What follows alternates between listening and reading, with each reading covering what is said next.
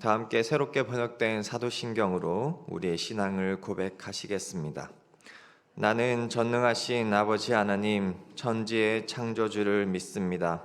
나는 그의 유일하신 아들 우리 주 예수 그리스도를 믿습니다. 그는 성령으로 잉태되어 동정녀 마리아에게서 나시고 본디오 빌라도에게 고난을 받아 십자가에 못 박혀 죽으시고 장사된 지 사흘 만에 죽은 자 가운데서 다시 살아나셨으며 하늘에 오르시어 전능하신 아버지 하나님 우편에 앉아 계시다가 거기로부터 살아있는 자와 죽은 자를 심판하러 오십니다. 나는 성령을 믿으며 거룩한 공교회와 성도의 교제와 죄를 용서받는 것과 몸의 부활과 영생을 믿습니다. 아멘.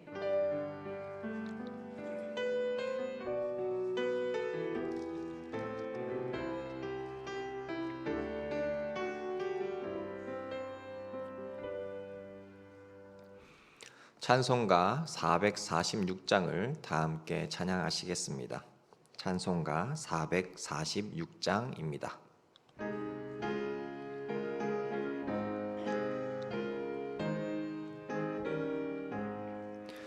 주 음성 이외에는 참 기쁨 없도다. 날 사랑하신 주 늘 계시옵소서. 기쁘고 기쁘도다. 항상 기쁘도다. 나 주께 왔사오니 복 주옵소서. 나 주께 왔으니 복 주시옵소서. 주 함께 계시면 큰 시험 이기네. 기쁘고 기쁘도다. 항상 기쁘도다.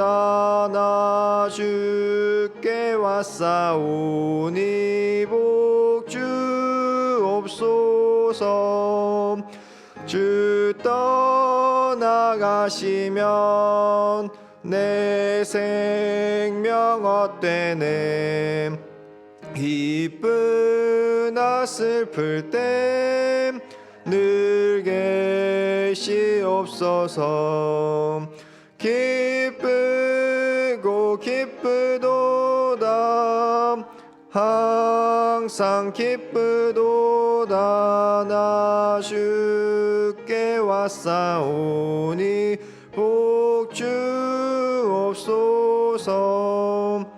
그 귀한 언약을 이루어 주시고 주 명령 따를 때 늘 계시옵소서. 기쁘고 기쁘도다. 항상 기쁘도다. 나 주께 왔사오니 복 주옵소서.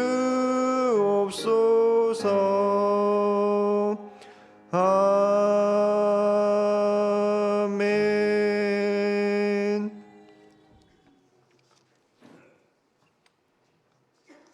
다 같이 기도드리시겠습니다.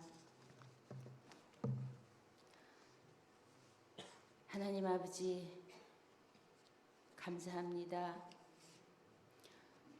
오늘 수예배 드릴 수 있도록 인도해 주신 은혜 감사합니다. 우리들이 살아가는 세상 속에서 예수님보다 삶의 무게에 찌들어 이 무게와 죄악을 내려놓고 용서받고 은혜받아 아버지 나라 이루려 이 자리에 왔사오니 아버지여 성령 충만으로 인도하사 새 힘 얻어 하늘나라 이루게 하옵소서. 우리는 진흙이요 주님은 토기장이십니다. 다 주의 손으로 지으셨사오니 분노와 죄악은 기억하지 마시고 주의 손으로 지으신 이 나라 이 땅 이 백성들을 불쌍히 여겨 주시옵소서. 각처에서 일어나는 전쟁과 기근은 우리에게 모두 기도하라는 뜻인 줄 믿습니다. 전쟁이 멈추기를, 또한 대한민국을 보호해 주시기를, 이 나라가 있어야 우리가 있음을, 또한 죽어가는 영혼 살리기를 기도하라고 오늘 우리를 이 자리에 부르셨사오니 감사합니다. 우리가 밥은 못 먹으면 죽는 줄을 알면서 찬양 말씀 기도 쉬면 죽는 줄을 모르니, 아니 마음은 있으되 현실과 육이 약해 불순종의 죄를 범합니다. 아버지여, 그래도 거듭거듭의 용서를 하시고 우리를 할 수 있도록 세워 주시옵소서. 불쌍히 여겨 주시옵소서.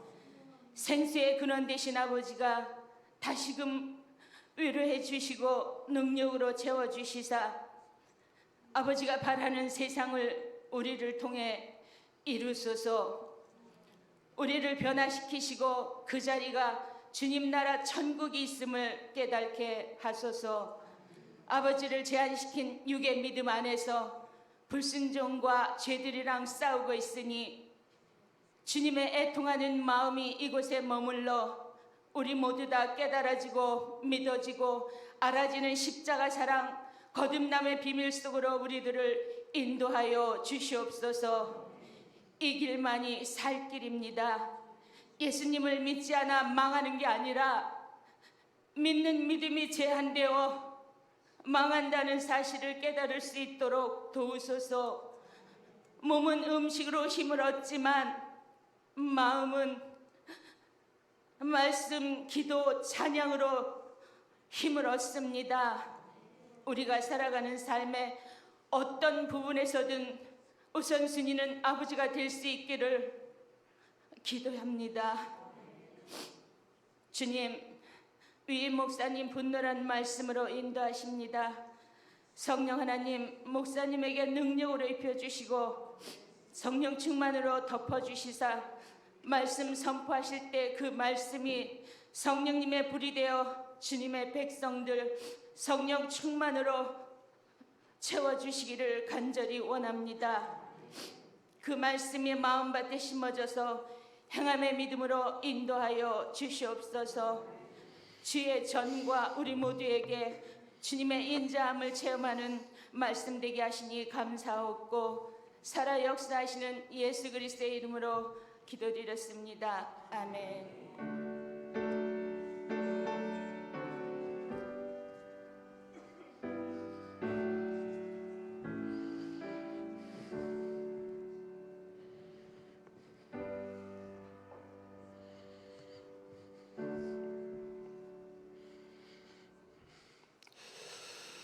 교회 소식 알립니다. 주보를 참고합니다. 유아 세례가 있으니까 신청해 주시기를 바라고 요람을 교정하고 있습니다. 내용을 바꾸시거나 사진을 바꾸기를 원하시면 말씀해 주시기를 바랍니다.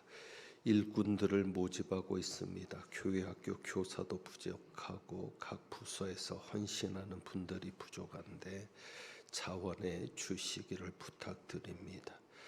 혼인식이 있습니다. 청년부 진호영 형제 혼인식이 이번 주 토요일 11시에 수서에서 있습니다. 교회에서 9시에 출발하니까 새로 시작하는 가정 위해서 기도해 주시고 축하해 주시기를 부탁드립니다.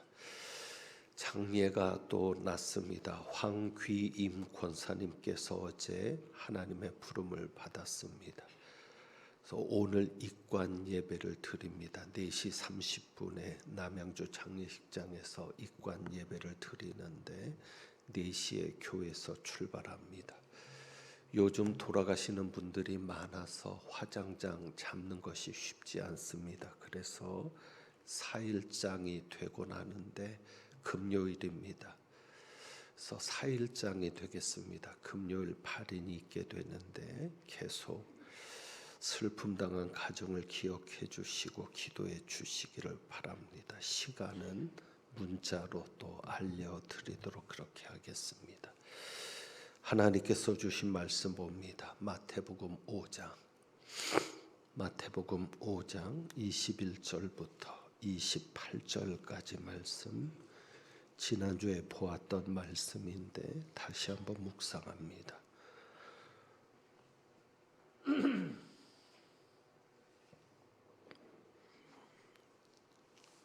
21절부터 28절 교독합니다. 26절까지 교독합니다. 옛사람에게 말한 바 살인하지 말라. 누구든지 살인하면 심판을 받게 되리라 하였다는 것을 너희가 들었으나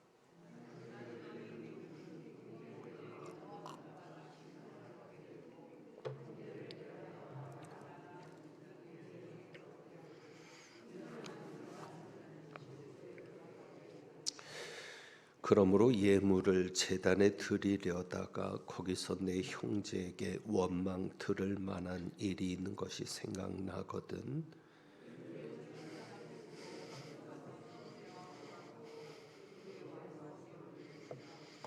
너를 고발하는 자와 함께 길에 있을 때 급히 사화하라. 그 고발하는 자가 너를 재판관에게 내어주고 재판관이 옥리에게 내어주어 옥에 가둘까 염려하라. 진실로 내게 이르노니 내가 한 푼이라도 남김이 없이 다 갚기 전에는 결코 거기서 나오지 못하리라. 아멘. 기도합니다. 건축원금, 감사헌금, 11조 예물, 1천 번제 예물, 또 구역헌금 드렸습니다. 기도합니다. 하나님 아버지, 오늘도 주님 앞에 귀한 예물을 봉헌한 손길들이 있습니다. 하나님 이분들을 기억하여 주옵소서. 특별히 여전도 연합회에서 주님 앞에 건축헌금으로 드렸는데 늘 교회를 위해서 애쓰고 수고하는 여전도의 회원들 기억하시고 위로하시고 가정의 자녀손들에게 평안을 더하여 주옵소서. 예물 드린 각 가정마다 하나님의 은혜를 날마다 경험하며 놀라운 기적을 체험하게 하여 주옵소서. 오늘도 말씀 앞에 섭니다. 성령이 온전히 역사하여 주옵소서. 우리 주님 예수 그리스도의 이름으로 기도합니다. 아멘. 지난주에도 말씀을 보았지만 이 말씀을 묵상하다 보면 한 가지 느끼는 아쉬움이 있습니다. 분노하지 말라는 말씀은 이해가 됩니다. 그리고 분노하는 것이 얼마나 심각한 죄가 되는지는 말씀을 통해 잘 이해할 수 있습니다. 21절에 보면 이렇게 말씀하죠. 옛사람에게 말한 바 살인하지 말라. 누구든지 살인하면 심판을 받게 되리라 하였다는 것을 너희가 들었으나, 그러니까 지금도 마찬가지지만 가장 중대한 범죄는 살인입니다. 구약에서도 마찬가지입니다. 가장 심각한 범죄, 심각한 형벌을 부르는 죄는 살인입니다. 그 살인을 한 자마다 심판을 받게 될 것이다. 그런데 22절에 예수님께서는 내가 너희에게 말한다 하면서 형제에게 노하는 자마다 심판을 받게 될 것이다. 그래서 형제에게 분노하는 것이 살인이다라고 직접적으로 말하지 않지만 분노하는 죄는 살인하는 죄와 똑같다. 왜? 받는 형벌이 같습니다. 심판을 받게 되는 겁니다. 살인하는 자도 심판, 분노하는 자도 심판. 그러니까 결국 결론을 말하면 형제에게 노하는 것, 형제에게 분노하는 것이 형제를 살인하는 것과 같다라는 말씀입니다. 결국 내가 누군가에게 분노할 때 그 누군가를 죽이는 일과 같은 것이다 라고 말씀하십니다. 그래서 분노하지 말라고 강조하는 말씀은 이해가 됩니다. 우리가 구약에서도 보면 가인이 아벨을 죽인 것도 이유 중에 하나가 분노가 있습니다. 분노해서 가인이 동생인 아벨을 죽였습니다.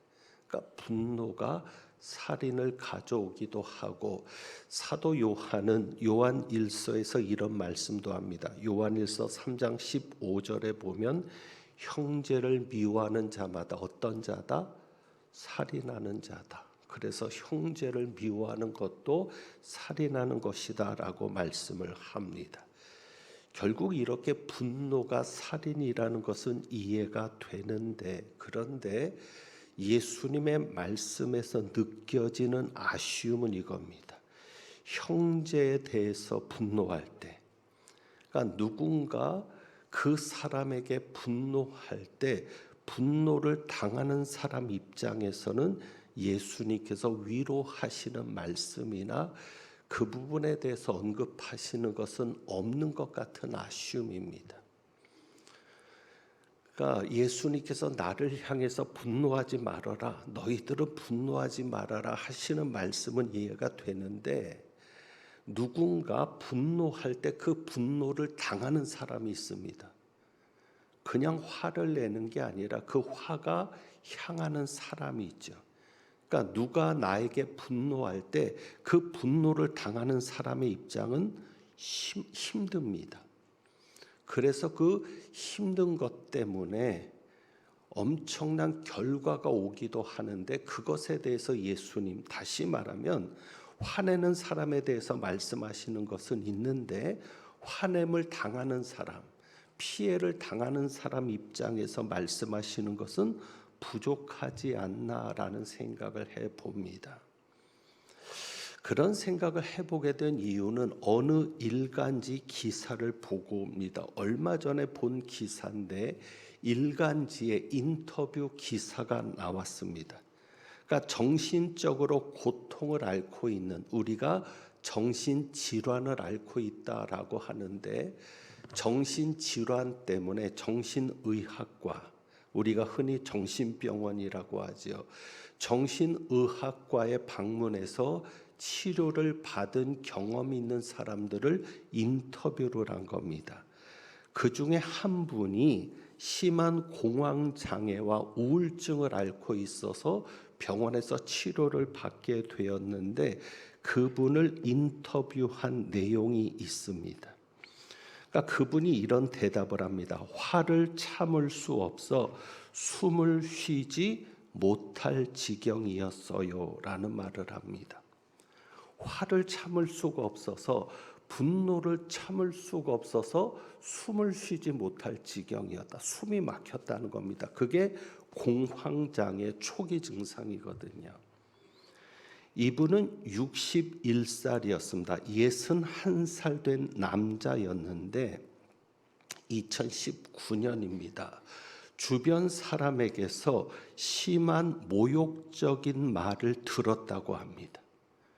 심한 모욕적인 말을 들으니까 분노를 당시 참을 수가 없었고, 그때 가슴이 답답해지면서 숨을 쉴 수 없는 증상이 나타났다고 합니다. 그러니까 저도 10여 년 전에 그런 경험을 한 적이 있는데, 어떤 말을 들었을 때 갑자기 분노가 생기면서 가슴이 답답해지고 숨을 쉴 수 없는 것이죠. 그래서 병원을 갔는데도 해결이 안 됐는데, 결국 두 번째 간 병원에서 공황장애 진단을 받았다고 합니다. 결국 그 사람이 공황장애에 이르게 된 것이 뭐예요? 분노를 가져왔던 말 한마디 때문이었습니다. 그러니까 예수님께서 하신 이 말씀을 묵상하면서 아쉬운 것은 그거죠. 화를 내지 말라는 말씀도 중요한데, 예수님이 이런 말씀도 덧붙이셨으면 어땠을까? 어떤 말씀이냐? 다른 사람을 화나게 하지 말아라. 그러니까 여러분도 당해본 입장이 있다면 충분히 공감하실 수 있을 겁니다. 그러니까 나를 향해서 화내지 말아라. 너 화내면 안 돼. 분노하지 마. 이렇게 하는 것도 좋은데 다른 사람을 화내게 만들지 마. 왜? 다른 사람이 화가 나는 그 순간 정신적인 질환이 시작이 되는 것이거든요. 공황장애든지 심한 우울증으로 간다든지. 그래서 그 화냄을 당한 사람에게는 삶이 무너지는, 그 사람의 인생이 무너지는 심각한 결과를 가져오는 것인데, 그러니까 어찌 보면 화를 내지 말라, 분노하지 말라, 노하는 자마다 심판을 받게 된다. 결국 분노하지 말라는 얘기 아니겠어요? 그러니까 분노하지 말라는 말씀과 다른 사람을 화나게 하지 말라는 말씀은 좀 차이가 있지 않는가, 그런 생각을 해본 겁니다. 그러니까 내가 화를 내지 않는 것도 중요한데 다른 사람을 화나게 하지 않는 것도 중요하다. 다른 사람을 모욕하거나 다른 사람을 업신여기거나, 그래서 그 사람이 그 말을 듣고 화가 나지 않도록 하는 것. 그래서 말 한마디를 하더라도 가려가면서 그 상대방의 마음을 헤아리면서 말할 수 있는 것이 얼마나 중요한지를 우리가 실생활 속으로 깨달으니까 그런 아쉬움을 가지고 있었던 거죠. 분노하지 말라, 화내지 말라는 말씀도 좋지만 화나게 하지 말아라 하는 말씀도 덧붙여서 예수님께서 하셨다면 얼마나 좋을까. 그런데 그 아쉬움을 가지고 말씀을 묵상하며 준비하는 중에 그것이 아니라는 것을 알게 됩니다. 그러니까 예수님은 우리에게 화내지 말아라는 말씀도 하셨고 다른 사람을 화나게 하지 말라는 말씀도 하셨어요, 안 하셨어요? 하셨어요. 그게 어디 나옵니까? 뒤에 나오는 거죠. 뒤에 나오는 게 뭡니까? 자, 21절, 22절. 살인하는 자마다 심판을 받게 된다. 그래서 형제에게 노하는 자마다 심판을 받는다. 그래서 형제에게 노하는 것이 심판이다라는 것인데, 그 다음에 형제에게 분노를 일으키지 말아라. 물론 내가 그 상대방 형제에게 분노하면 그 사람도 화가 나겠죠. 그래서 분노를 일으키는 것으로도 이해할 수 있지만 꼭 화를 내게 하지 않, 내가 화가 나지 않아도 내 말 한마디로 상대방에게 분노를 일으킬 수 있거든요. 그게 뭐예요? 22절에 형제를 대하여 뭐라고 하는 자는 나가라 하는 자는, 그 다음에 형제에 대해서 뭐라고 하는 자는 미련한 놈이라 하는 자는. 이게 뭐예요? 상대로 하여금 화나게 만드는 거죠. 뭐를 함으로? 욕함으로. 아까 그 인터뷰 기사에서도 봤죠. 누군가 모욕적인 말을 나한테 했을 때 그 모욕적인 말을 듣고 분노가 일어났다는 거예요. 근데 분노하는 순간 가슴이 답답해지면서 숨을 쉴 수가 없더라는 거죠. 그런 증상들이 이어지니까 병원에 갔는데 나중에 간 병원에서는 공황장애 진단을 받아서 공황장애 약을 먹으니까 좋아졌다는 겁니다. 그러니까 결국 예수님의 말씀과 비슷한 거예요. 왜? 형제를 대하여 무엇하는 자는 라가라는 자는. 이 라가가 히브리인들의 욕이거든요. 그냥 이름 그대로 발음 그대로를 쓴 겁니다. 히브리인의 욕인데 이런 욕이죠. 멍청한 놈. 우리가 흔히 속되게 이런 말을 하죠. 속된 말로 골빈 놈 그러잖아요. 골이 비었다. 골빈 놈, 그런 표현일 겁니다. 그리고 이스라엘은 특별히 어떤 종교적인 종교성, 하나님을 향한 종교성이 강한 민족이니까 라가라고 할 때는 종교적인 욕도 됩니다. 이단이라고 하는 말입니다. 넌 이단이야. 근데 이들에게 있어서 이단은 무서운 게 뭐예요? 이단은 어디를 가요? 지옥을 가거든요. 그러니까 예수 믿는 사람들에게 종교적인 것을 가지고 욕을 할 수 있잖아요. 너 이단이야. 목사한테는 이런 욕을 할 수 있죠. 당신은 사꾼이야. 거짓 목사야, 거짓 목자라고. 결국 그 얘기는 우리가 그게 심각한 이유는 뭐예요? 그러면 너는 지옥 갈 놈이야, 그 얘기잖아요. 그러니까 이 라가라는 말이 이스라엘에게서는 이단을 지칭하는 감탄사로도 쓰여집니다.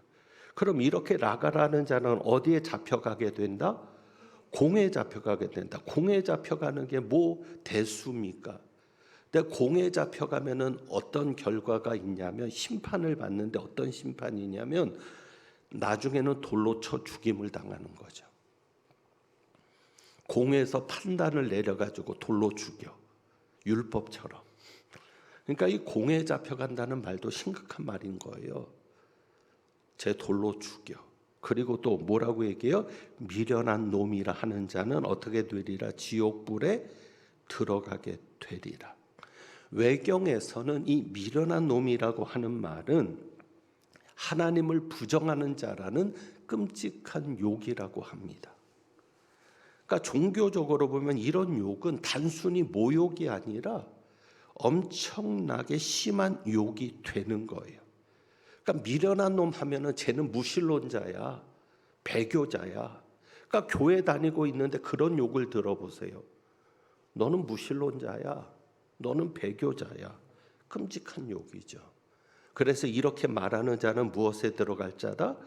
지옥에 들어갈 자다. 그러니까 예수님께서 단순히 내가 화나는 것에 대해서만 말씀하시는 게 아니라 분노하는 것에 대해서만 말씀하시는 것이 아니라 다른 사람을 화나게 하지 말아라.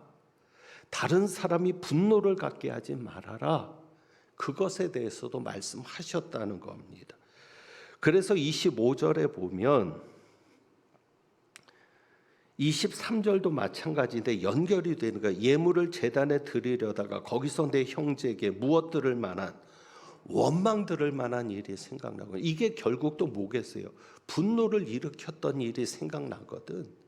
네가 말을 잘못했든지 네가 행동을 잘못했든지 형제에게 원망 들을 만한 일 중에 하나가 분노도 있지 않겠어요? 그러니까 분노를 들을 만한 일이, 그 형제에게 분노를 일으켰던 일이 생각나거든. 예물을 두고선 먼저 가서 형제와 화목하고 그 중에 가서 예물을 드려라. 그러니까 화나게 하는 것에 대해서도 예수님이 말씀하셨다 안 하셨다? 말씀하셨다. 그리고 25절에 너를 고발하는 자와 함께 길에 있을 때, 함께 길에 있다는 건 뭐예요? 함께 재판정에 가는 상황도 되는 겁니다. 함께 재판을 가들어 가고 있을 때 어떻게 해라? 급히 사와해라. 재판에 가기 전에. 그 중에 고발하는 것 중에 하나가 모욕죄도 있지 않겠어요? 우리가 사실 교회 생활하면서 쉽게 생각하는 게 뭐냐면 모욕죄, 비방죄, 그 다음에 모함하는 거 있죠. 없는 사실을 꾸며내는 거, 위증 혹은 이런 것들, 이런 거에 대해서 심각하게 생각하지 않는데 형법에서는 심각하게 다룹니다. 만약에 이것을 가지고 누가 고발을 해서 재판을 받으면요, 벌금도 장난 아니고요, 실형을 받는다고 하면은 징역도 살 수 있는 범죄가 모욕죄, 명예훼손죄입니다. 그러니까 우리는 너무 쉽게 생각하는, 다른 사람에게 분노를 일으킨다는 것에 대해서 너무 쉽게 생각하고요. 교회에서도 너무 심하게 명예를 훼손하는 거예요. 심각한 겁니다. 그래서 먼저 여러분에게 말씀드리는 것은, 저도 이 말씀을 처음 묵상하면서 들어갈 때는, 왜냐하면 하도 화나는 상황을 많이 만나잖아요. 무슨 말을 들을 때 화가 나고, 그 사람이 비방할 때 화가 나고, 있지도 않은 얘기를 가지고 말할 때 화가 나고. 그러니까 내가 화를 내지 않아야 되는 것도 중요하지만 다른 사람을 화나게 하지 않는 것도 중요한데, 왜 예수님은 다른 사람을 화나게 하지 말라는 말씀은 직접적으로 안 하셨을까? 왜 안 하셨을까 생각했는데, 말씀을 깊이 문맥을 따라서 살펴보면 예수님이 무슨 말씀도 하셨다? 다른 사람을 화나게 하지 말라는 말씀도 하셨다. 그리고 다른 사람을 화나게 했다면 반드시 그 사람과 화해하라는 말씀도 하셨다는 사실을 우리가 기억해야 합니다. 그리고 이제 우리가 맥을 잡아서 살펴보는 것이니까 전체적인 내용을 가지고 정리를 하면 17절부터 우리가 보면 됩니다. 17절에 보면 예수님께서 내가 율법이나 선지자를 폐하러 온 줄로 생각하지 말라. 폐하러 온 것이 아니 어떻게 하려 왔다?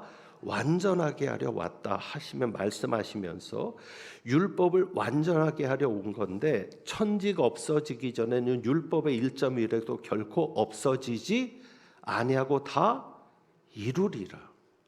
그러니까 예수님은 율법을 폐하러 왔다고 말씀하지 않고 완전하게 하러 왔다고 하시면서 1.1획도 없어지지 않는다. 하나님이 말씀하신 거는 작은 것도 없어지지 않고 다 이룰 것이다 하면서 19절에 뭐라고 얘기하세요? 그러므로 이제 중요한 말씀을 하시는 거예요. 그러므로 뭐가 중요하다는 거예요? 이 계명 중에 지극히 작은 것 하나도 버리고 하나님께서 말씀하신 이 계명 중에 지극히 작은 것 하나도 버리고 그렇게 사람을 가르치는 자는 천국에서 뭐라고? 지극히 작다 일컬음을 받을 것이고 또 누구든지 이를 행하며 가르치는 자는 천국에서 크다 일컬음을 받을 것이라. 그러니까 하나님의 말씀은 1.1획도 바뀌지 않습니다. 하나님의 말씀은 폐하여지지 않는다는 거예요. 없어지지 않는다는 게. 그러므로 하나님의 말씀을 가르칠 때는 있는 그대로 가르쳐야지 그 중에 하나라도 작은 것 하나라도 버리고 가르치면 천국에서 작다 일컬음을 받을 것이다. 그리고 중요한 게 뭐예요? 하나님의 말씀을 가르칠 때는 또 중요한 게 뭐죠? 그 말씀 그대로를 행하면서 가르치는 것. 가르치기만 하고는 행하지 않는 자 되지 말고 행하며 가르치는 게 중요하다. 그래서 예수님이 지금 말씀하시는 것 중에 중요한 게 뭐냐면 말씀을 축소시키는 것을 얘기하는 겁니다.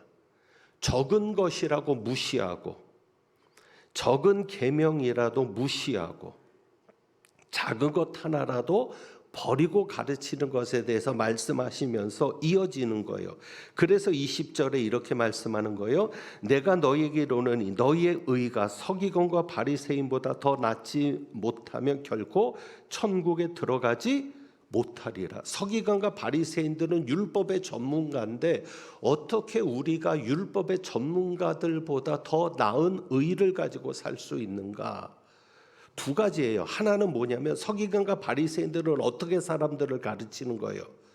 작은 것은 우습게 여기고 가르친다는 거죠. 또 하나는 뭐예요? 서기관과 바리새인들은 행하지는 않고 가르친다는 거죠. 그러니까 그들의 의는 하나님의 말씀을 자기 입맛대로 바꾸고 그리고 행하지 않고 가르치고 물론 어떤 것은 행하며 가르치겠죠. 그러면서 그 예를 가지고 이제 21절부터 얘기하시는 겁니다. 그래서 여기 이렇게 되어 있어요. 예수님이 말씀하실 때 하나님께서 말한 바라고 하지 않습니다.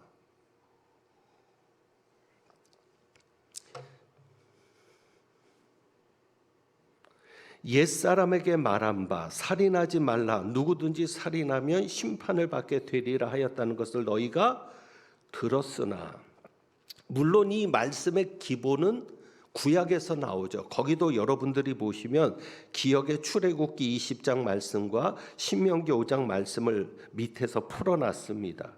그런데 이것을 왜 예수님이 옛사람에게 말한 바 이렇게 말씀하시느냐? 그것은 서기관과 바리새인들이 그렇게 가르쳤다는 거예요. 그래서 말씀하시는 거예요. 그래서 서기관과 바리새인들이 이렇게 가르쳤다는 거예요. 그러니까 계속 반복적으로 예수님이 하시는 말씀의 형태가 뭐예요? 옛사람에게 말한 바 하지만 나는 너희에게 이르노니 그렇게 하죠. 그 다음에 또 거기서 보세요. 27절에도 간음의 문제도 마찬가지죠. 또 간음하지 말라 하였다는 것 너희가 들었으나 너희가 들었다. 그런데 나는 이렇게 너희에게 말한다. 이렇게 예수님 말씀하시는 거잖아요. 33절의 맹세 문제도 마찬가지죠. 또 옛사람에게 말한 바 그러나 나는 너희에게 이르노니. 그러니까 왜 옛사람에게 말한 바라고 하느냐? 이거는 하나님께서 가르치신 그대로 서기관과 바리새인들이 가르쳐야 되는데, 랍비들이 가르쳐야 되는데 그렇게 가르치지 않았다는 거예요. 그래서 너희는 옛사람에게서 이렇게 들어왔다. 혹은 그들은 옛날부터 이렇게 가르쳐 왔다. 하지만 나는 너희에게 이렇게 가르친다. 왜? 내가 말하는 것이 누구의 뜻이니까? 하나님의 뜻이니까. 그래서 서기관과 바리새인들, 옛사람들은 두 가지로 얘기합니다. 첫째는 뭐냐면 두 가지를 가지고 말씀을 왜곡시키는 거예요. 첫째는 말씀을 축소시키는 거예요. 제한시키는 거예요. 범위를 축소시키는 거죠. 혹은 제한시키는 거죠. 무슨 얘기냐면 살인도 마찬가지입니다. 그들은 그냥 살인하지 않으면 죄를 짓지 않은 거예요. 그러니까 범위를 제한시키는 거죠. 살인의 범위를 어디까지? 직접 죽이는 것까지만. 그러나 예수님은 아니라는 거죠. 뭐예요?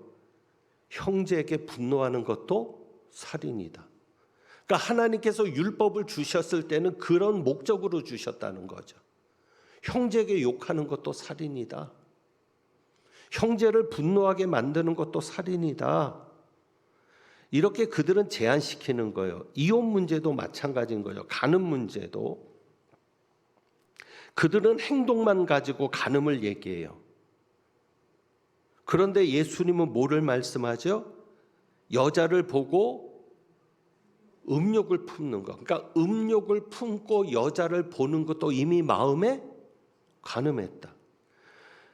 그러니까 우리나라 법에서는 마음에 있는 법은 심판하지 않습니다. 인간의 법은 행동으로 나타나서 결과가 있을 때만 판단하죠. 그러나 하나님은 아니라는 게, 하나님께서 그 말씀을 주셨을 때는 마음에 있는 것까지도 죄라는 거죠. 그러니까 이렇게 그들의 의는 제한시키는 겁니다. 자, 맹세는 이렇게 얘기합니다. 33절의 맹세. 또 옛사람에게 이렇게 말한 바 그들은 이렇게 가르치는 거예요. 헛맹세를 하지 말고 또 맹세한 것을 누구에게 지켜라. 주께 지켜라. 그러니까 이들이 가르치는 것은 뭐냐면 맹세 중에 누구에게 하는 맹세? 하나님에게 하는 맹세만 얘기하지만 예수님은 뭐라고 얘기하세요? 34절에 도무지 맹세하지 말라. 여러분 이해되시겠죠? 그러니까 이들은 이렇게 가르치는 거예요. 32절에 보면 이혼도 마찬가지예요. 그러니까 이들은 이런 식으로 가르치는, 누구든지 아내를 버리려거든 이혼 증서를 줄 것이라.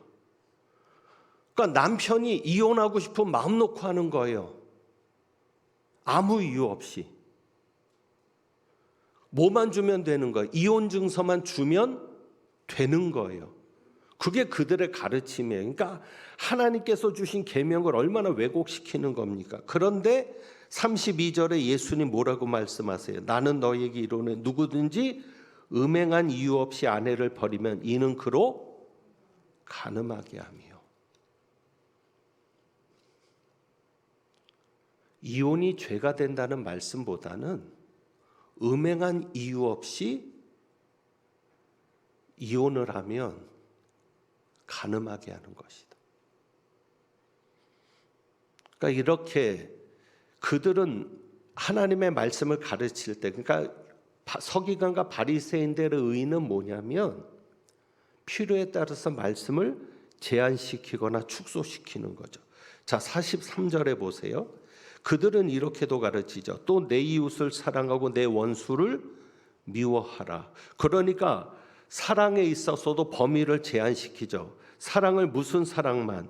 이웃 사랑만. 원수는 미워해도 되는 거예요. 그런데 예수님은 뭐라고 얘기하세요?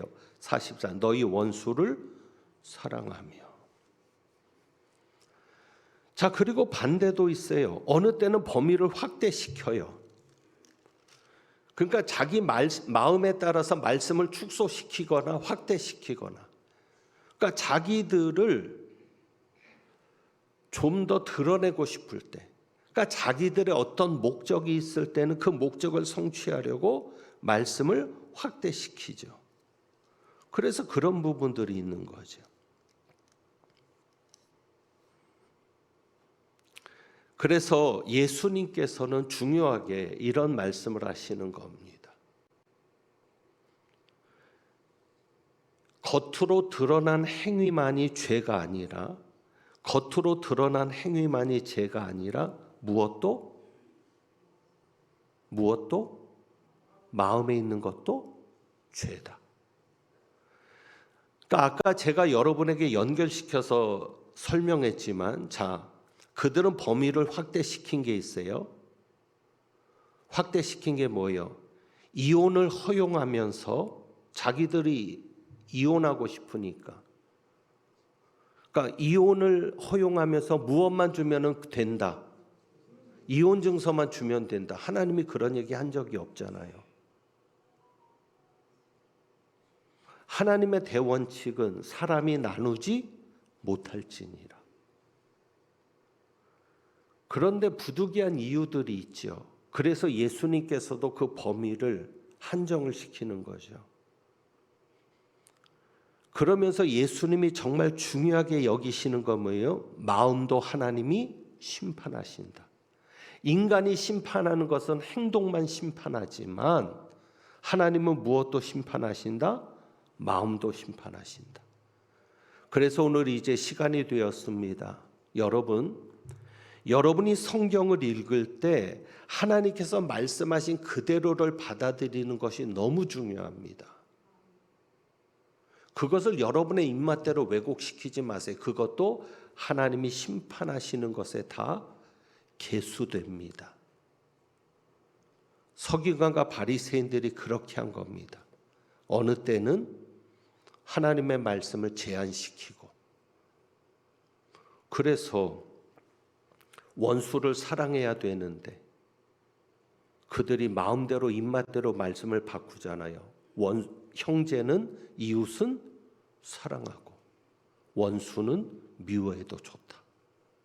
하나님이 언제 그렇게 얘기하셨어요? 그러니까 이런 식으로 말씀을 왜곡시키는 그 근본적인 동기도 악한 거죠. 왜? 자기들이 지키지 못할 말씀은 일부러 축소시켜서 가르치고, 자기를 드러내고 싶은 목적으로 가르칠 때는 말씀을 확대시키기도 하고 바꾸기도 하고, 이런 모든 근본적인 동기까지도 하나님께서 심판하실 것이다 라는 것을 드러내십니다. 그래서 오늘 우리가 분노라는 주제로 보았지만, 분노라는 관점에서는 여러분이 화를 내는 것도 위험하고, 그리고 다른 사람을 화나게 하는 것도 하나님께서 금하신다. 의로운 분노는 하나님께서 허락하신다. 그러나 의로운 분노가 아닌 죄를 향해서 분노하거나 잘못된 것에 대해서 분노하는 것이 아닌 단순한 자기를 위한 분노나 감정에 의한 분노는 위험하다. 이런 것을 여러분들이 정리하시고, 예수님께서는 행위만을 가지고 죄를 물으시는 게 아니라 마음까지도 중요하게 보신다. 그래서 중심을 보시는 하나님 앞에 우리가 부끄럽지 않은, 하나님 앞에 인정받는 우리 모두가 되기를 주님의 이름으로 부탁합니다. 기도하겠습니다. 하나님 아버지, 오늘 말씀을 통해서 또 하나님의 뜻을 듣습니다. 하나님께서 이 말씀을 하실 때 어떤 뜻으로 이 말씀을 하셨는지 하나님의 마음을 늘 헤아리고 하나님의 중심을 헤아려서 하나님 앞에 말씀 위에 굳게 서며 말씀으로 승리하며 말씀대로 무엇인가를 이루어가는 저희들 되게 하옵소서. 우리 주님 예수 그리스도의 이름으로 기도합니다. 아멘. 찬송 드립니다. 찬송가 424장 찬송합니다.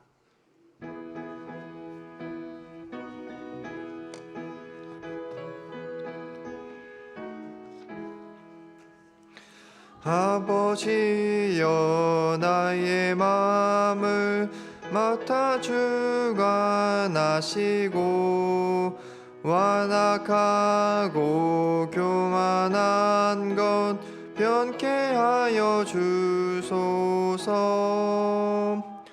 온유하고 겸손하여 화평하게 하시고 망령되고 악한 일을 물리치게 하소서. 하나님의 은총 속에 나를 보호하시고 주의 사랑 줄이 되어 나를 메어 주소서. 구세주의 흘린 피로 죄를 씻어 주시고 성령이여 하늘 길로 나를 인도하소서.